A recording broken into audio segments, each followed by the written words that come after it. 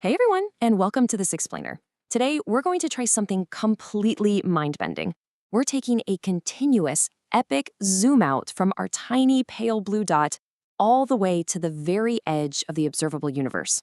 We're going to be talking about scale, distance, the truly weird nature of spacetime, and that giant mystery of what actually lies beyond our observation. So buckle up, get comfortable, and let's start exploring. It's a question humanity has been asking since we first looked up at the night sky. Like, how far out does it all really go? And how much of it can we actually see? I want you to imagine our absolute visual limit. But here is the thing you absolutely have to keep in mind on this journey. Because of the laws of physics, moving through physical space is also a literal journey backward through time. Section 1. Leaving Earth behind. The starting point. Right here, right now, our distance is 0 and our look-back time is 0. We are totally anchored to the present day here on Earth, where our coffee is still hot and our parking tickets are definitely still valid. The space around us and the time we are experiencing are synchronized exactly to our reality. But man, that is going to change very, very quickly as we start pulling the camera back. Okay, let's dive into this. Our very first stop is our closest celestial neighbor, the Moon. It sits at an average distance of roughly 384,400 kilometers away from us. But instead of just thinking about kilometers, let's think about light. A beam of light crosses this exact distance in just over 1 second, about 1.28 seconds to be precise. At this relatively small scale, space and time still seem almost inseparable to our human brains. But let's go much, much farther.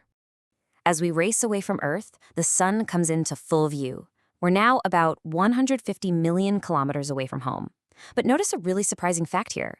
When you look up at the sun in the sky, you don't actually see it exactly as it is in this current second. Because light needs time to cross space, you're seeing the sun as it was 8 minutes and 20 seconds ago. Think about that. If the sun were to just suddenly disappear, we wouldn't even know about it for over 8 minutes. We are already starting to look into the past. Now we are speeding past the rest of our solar system. We fly by Mercury, Venus, Mars, Jupiter, Saturn, Uranus, and all the way out to Neptune. The planets are becoming increasingly distant, just these tiny points in the dark. At this scale, the space and time we're covering are increasing so much that light now takes literally hours to travel between these worlds. And as we hit the icy outer edges of our neighborhood, our massive, blazing sun shrinks down until it kind of just looks like another star in the night sky.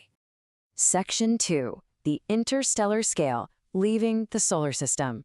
Suddenly, the planets disappear completely, and kilometers, they just break down. It's a completely useless measurement to us now. We need an entirely new unit, the light year. Out here on this massive cosmic grid, we measure distance by the 9.46 trillion kilometers a single beam of light covers in one Earth year. We've transitioned onto a scale where our measurements absolutely must account for the immense speed limit of the universe. Zooming out even further, our entire galaxy, the Milky Way, finally comes into full view. This beautiful spiral is roughly 100,000 light-years across. Because our solar system is out in the suburbs far from the galactic center, when our telescopes observe distant regions on the exact opposite side of our own galaxy, we aren't seeing them as they are today. We're seeing ancient light that left those stars up to 100,000 years ago, long before early humans had even built the first civilizations. Now we leave the Milky Way entirely, and the scale shifts yet again. When we pull back, we see Andromeda, our nearest major galactic neighbor. And it sits at a staggering 2.5 million light-years away from us. That means its light has been traveling for all of human evolution just to reach our telescopes today. When you look at Andromeda, you are literally looking millions of years into the past. And this brilliantly illustrates one of the most profound realities of astrophysics. There's a direct, unbreakable relationship between distance, which is traveling through space, and look-back time, which is looking into the past. Because light has a finite speed, measuring the universe essentially turns space itself into a massive time machine. The deeper into space you look, the deeper into history you see. Section 3. Mapping the cosmic web beyond galaxies. Let's keep pulling the camera backward, tens of millions of light years outward into the macro universe. Watch how these points of light behave. Individual galaxies? Well, they don't just float around randomly. Gravity pulls them together into small groups, kind of like our own local group, and then those groups gather into massive, dense clusters containing hundreds or even thousands of galaxies. The universe at this scale really begins to resemble a giant interconnected structural network. Let's move to and see how this builds over incredibly long periods of time. If we pull back even farther, hundreds of millions to billions of light years, the individual clusters merge into what we call the cosmic web. You can see vast glowing filaments of galaxies stretching across the darkness, separated by enormous, frankly, terrifyingly empty cosmic voids. This entire colossal structure wasn't there at the beginning. It developed and evolved over billions of years under the relentless, shaping influence of gravity.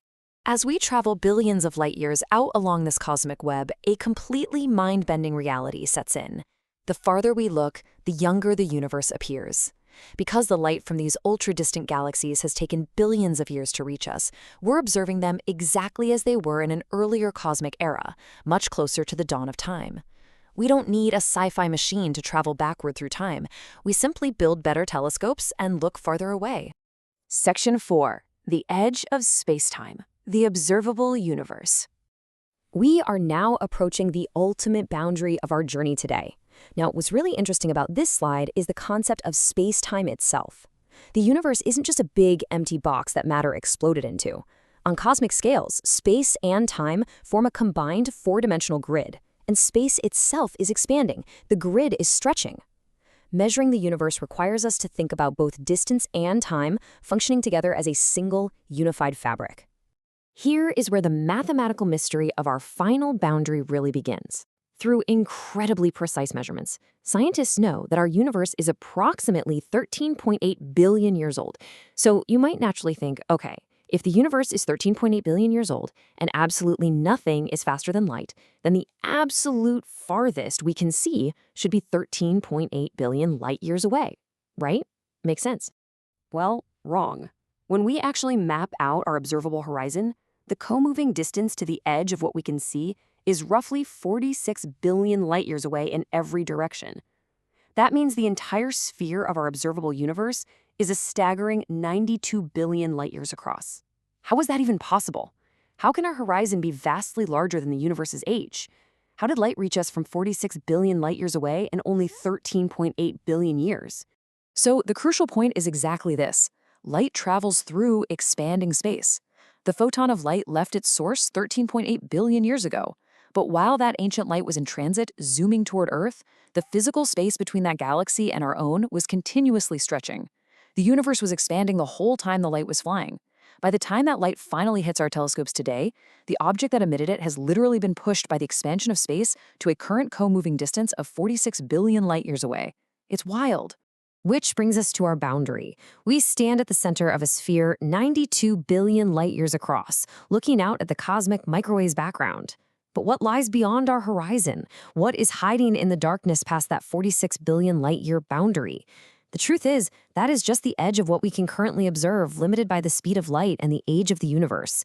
The unseen universe beyond that boundary, it might be infinitely larger. It might just go on forever. We simply don't know yet. As our epic journey collapses back down to our single tiny blue point in the dark, I want to leave you with this really profound thought from our source material. We are inside the universe, trying to understand how far it goes. We are a localized, conscious part of this expanding space-time grid, looking out into the ancient past, trying to measure the infinite. It puts our everyday lives into a breathtaking perspective, doesn't it? Because if our 92 billion light-year bubble is just a tiny fraction of an infinite whole, what other localized conscious parts of the universe are out there right now, looking back into the dark, trying to measure us?